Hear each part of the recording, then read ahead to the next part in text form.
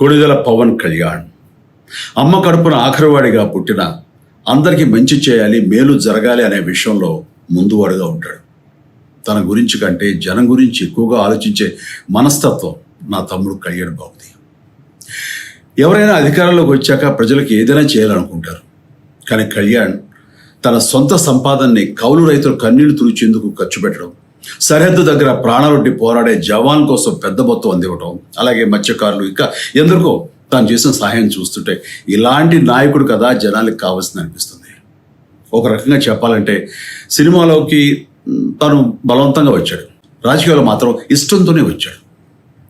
ఏ తల్లికైనా తన కొడుకు కష్టపడుతుంటే గుండె తరుక్కుపోతుంది. అలాగే ఏ అన్నకైనా తన తమ్ముడు అనవసరంగా మాటలు పడుతుంటే బాధ వేస్తుంది. అలా బాధపడుతున్న నా తల్లికి ఈ అన్నయ్యగా ఒక మాట చెప్పాను. నీ కొడుకు ఎంతోమంది తల్లుల కోసం, వాళ్ళ బిడ్డల భవిష్యత్తు కోసం చేసే యుద్ధం అమ్మా ఇది. మన బాధ కంటే అది ఎంతో గొప్పది అన్నాను. అన్యాయాన్ని ఎదిరించకుండా మౌనంగా ఉండే మంచివాళ్ళ వల్లనే ప్రజాస్వామ్యం మరింత నష్టం అని నమ్మి జనం కోసం జన సైనికుడు అయ్యాడు.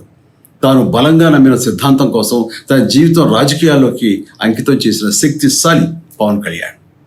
ప్రజల కోసం, రాష్ట్ర భవిష్యత్తు కోసం ఆ శక్తిని వినియోగించాలి అంటే చట్టసభలో అతని గొంతు మనం వినాలి.